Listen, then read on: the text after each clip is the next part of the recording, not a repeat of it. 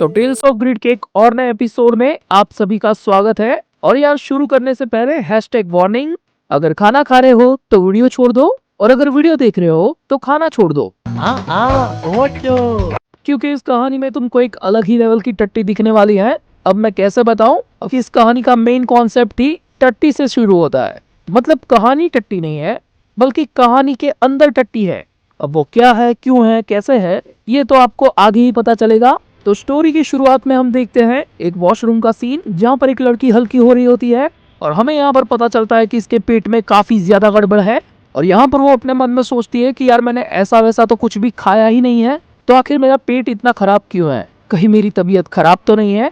और यहीं पर वो मोबाइल में देखती है कि काफी सारे लोग ऐसे भी होते हैं जो बहुत सारा खाना खाते हैं, लेकिन इसके बावजूद उनकी बॉडी काफी ज्यादा स्लिम होती है। अब यही सब सोचते हुए वो अपना काम खत्म करती है एंड देन वो उस कमोड के अंदर एक अजीब सी चीज को नोटिस करती है।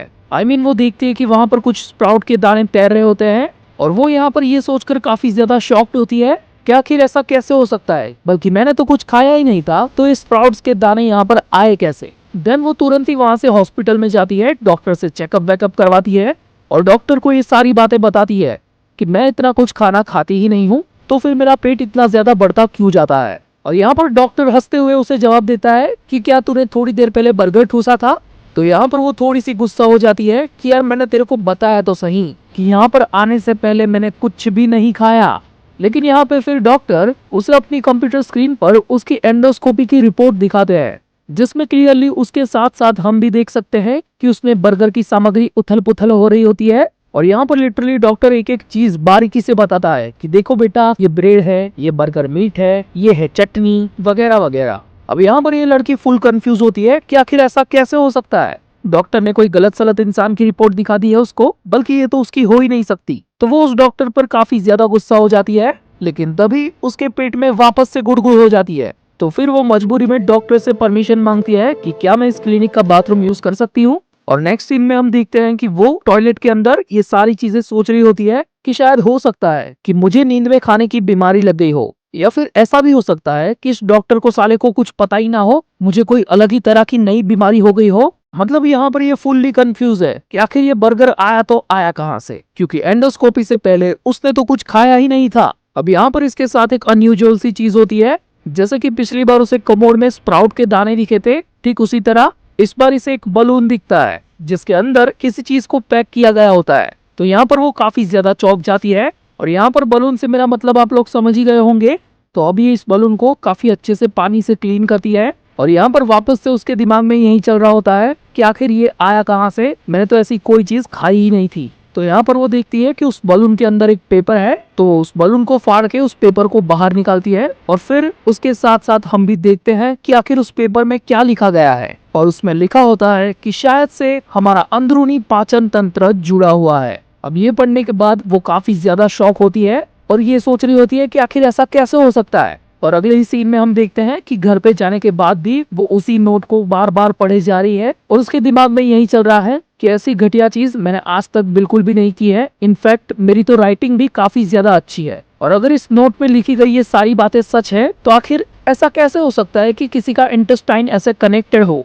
लिटरली यहाँ पर ऐसी चीज का कोई भी तरह का सेंस या फिर एक्सप्लेनेशन नहीं होता, लेकिन उसके दिमाग में वही बातें चल रही होती है कि यार मैंने तो खाना खाया ही नहीं था, तो फिर वो स्प्राउट के सीड्स, वो बर्गर और वो पेट का दर्द, ये सारी चीजें कैसे हुई। अब यहाँ पर वो ठान लेती है कि वो इस चीज का पता लगा कर रहेगी, तो वो भी यहाँ पर एक नोट बनाने लगती है। मतलब ये भी उसी निंजा टेक्निक को यूज करेगी, एक पेज के अंदर अपना मैसेज लिखेगी और फिर उसे बलून के अंदर डाल के निकल जाएगी। तो यहाँ पर उस पेज के अंदर उसने लिख दिया होता है कि आखिर हम एक दूसरे को कैसे मिल सकते हैं, और ये मैसेज मस्त पैक करके वो खा लेती है। मतलब चैटिंग करने का तरीका थोड़ा कैजुअल है, तो वही समझ जाना आप लोग। और अगले ही सीन में हम देखते हैं कि वो रेस्टोरेंट के अंदर किसी का इंतजार कर रही है। इट मीन्स कि उसकी चैटिंग अच्छे तरीके से हो चुकी है, और यहाँ पर वो उसी इंसान से मिलने आई है जिसके साथ उसका इंटेस्टाइन कनेक्टेड है। और यहाँ पर हम उन दोनों के बीच हुई काफी सारे मैसेजेस को देखते हैं, और यही सारे मैसेजेस के बारे में सोचकर वो ये अंदाजा लगा रही होती है कि आखिर वो इंसान कैसा होगा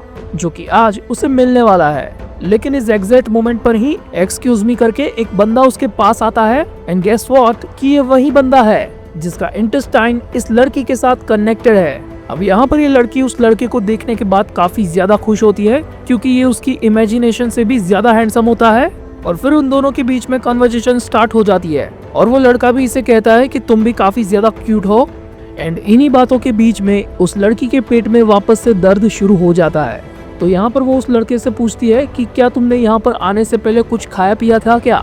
और ये कहकर वो तुरंत ही टॉयलेट में चली जाती है और इस पूरे टाइम पे वो उस लड़के के बारे में ही सोच रही होती है। लेकिन इस बार ये काफी ज्यादा क्यूरियस होती है कि आखिर उस लड़के ने आज क्या खाया होगा।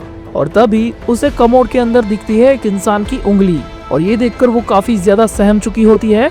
लेकिन फिर हमें पता चलता है कि ऐसे डरने वाली कोई बात नहीं होती, क्योंकि वो लड़का ही उसे बताता है कि उसने एक तरह की हैलोवीन चॉकलेट खाई थी जिसकी शेप बिल्कुल एक ह्यूमन फिंगर की तरह थी। तो यहाँ पर ऐसे ही बातें करते हुए यहाँ पर वो लड़की उस लड़के से कहती है कि अब तो सिचुएशन उस लेवल पर आ चुकी है कि हमें ऐसा लगता है कि हम दोनों एक ही बॉडी शेयर कर रहे हैं, यानी कि अब से हम दोनों को एक ही तरह के नियमों को फॉलो करना होगा। जैसे कि हमें ये हमेशा याद रखना है कि हम दोनों को कौन सी खाने की चीज से एलर्जी है, तो उन चीजों से हम पहले से ही दूर रहेंगे। और यही सारी बातों के बीच वो लड़का उस लड़की से फोन नंबर मांग लेता है, जिसके बाद सीन शिफ्ट होता है और हम देखते हैं थोड़ा आगे का समय, जहाँ पर प्रोबेबली ये लोग काफी अच्छे दोस्त बन चुके हैं और अभी भी ये लोग कुछ ना कुछ रूल्स को सेट कर रहे होते हैं। यानी कि अब धीरे धीरे इन दोनों के बीच काफी अच्छा टाइम बीतने लगा था और ये दोनों काफी ज्यादा करीब आ चुके थे।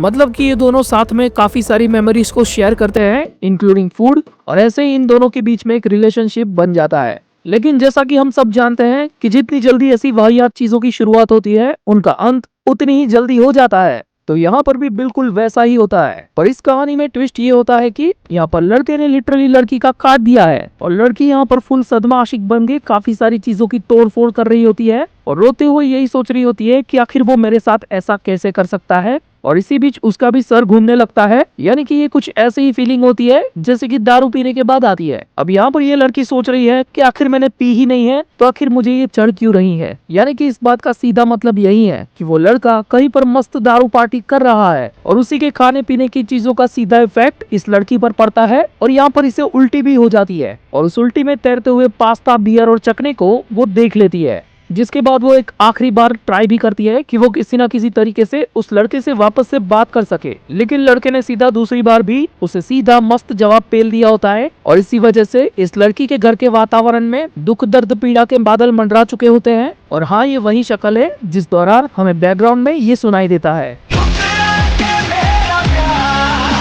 यानी कि अल्टीमेट रिवेंज का काउंटडाउन ऑन हो चुका है, जिसके अगले ही सीन में हम देखते हैं कि वो लड़की किसी चीज की बोतल को खोल रही होती है और दूसरी तरफ देखते हैं हम उस लड़के को जो कि किसी और लड़की के साथ रेस्टोरेंट में खाना पेल रहा होता है और यहाँ पर लिटरली अब उसकी लगने वाली है। और वो क्यों? क्योंकि उसकी पहली वाली माशूका कीड़े मारने वाला पॉइजन पीने वाली है, यानी कि ये जो पिएगी वो जाएगा उसके पेट में और अल्टीमेटली वो टपक जाएगा। तो अब बताओ आखिर किसने किसका काटा?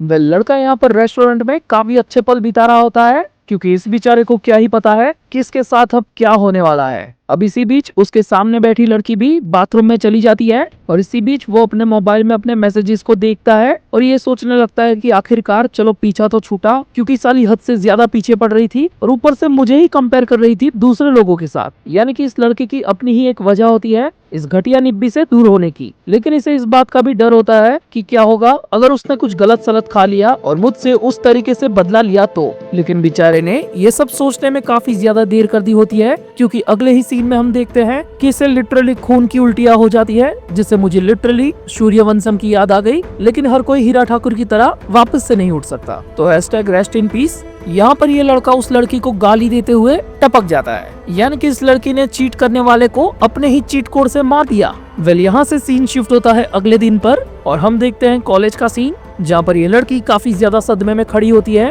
और उसकी फ्रेंड्स उसे नाम देकर बुला रही होती है। और यहाँ पर हमें फाइनली पता चलता है इस लड़की का नाम, जो कि होता है जी है। और यहाँ पर उसकी दोस्त उससे बात करती है कि चलो आज पार्टी करते हैं, दबा के पियेंगे और जी भर के जिएंगे। लेकिन साथ में उसकी फ्रेंड उससे ये भी पूछती है कि आज तो हम पक्का तेरे बॉयफ्रेंड से भी मिलेंगे। लेकिन इन बेचारे को क्या पता कि वो तो पहले ही नरक में निकल चुका है। तो यहाँ पर जीए बात टालने के लिए ऐसा कह देती है कि हम दोनों के बीच में कुछ सही नहीं चल रहा था, तो हम अलग हो चुके हैं। मतलब अब वो ये नहीं जानती कि आखिर वो कहाँ पर है और क्या कर रहा है। लेकिन तभी जीए के साथ कुछ गलत होता है और हम देखते हैं कि उसे भी खून की उल्टी होने लगी है और ये भी बिल्कुल अनजान होती है कि आखिर यहाँ पर उसके साथ क्या हो रहा है। लेकिन इसके अगले सीन में हमें दिखाई जाती है उसी लड़के की डेड बॉडी, जिसे डॉक्टर एग्जामिन कर रहे होते हैं कि आखिर इस बंदे की मौत हुई तो हुई कैसे। और इसी एटॉप्सी के दौरान डॉक्टर भी शॉक हो जाते हैं ये देखकर कि बंदा अंदर से तो बिल्कुल भी फाइन है, इसको टपके हुए 1-2 दिन से ऊपर हो चुका है, लेकिन अभी भी इसके पेट में ताजा ताजा खाना है। तो आखिर ऐसा कैसे? तो अपनी क्यूरियोसिटी के चक्कर में डॉक्टर अपनी चीर फाड़ करना शुरू कर देते हैं और पूरे के पूरे इंटेस्टाइन को खोल के रख देते हैं और उसी का डायरेक्ट इफेक्ट होता है जीए पर। यानी कि इसकी किस्मत ने ही इसके साथ ऊनो रिवर्स कर दिया होता है और मरते मरते जीए ये सोच रही होती है कि आखिर ऐसा क्यों हुआ कि तुम्हारे मरने के बाद भी मैं तुमसे जुड़ी हुई हूँ। और यहाँ पर वो भी टपक जाती है और ये होता है हमारी स्टोरी का एंड। तो अब मुझे बताओ कि आखिर आप इस स्टोरी से क्या सीखे, और हाँ ये भी बताना कि क्या अब भी आप निब्बा निब्बी का खेल खेलना चाहते हो या नहीं।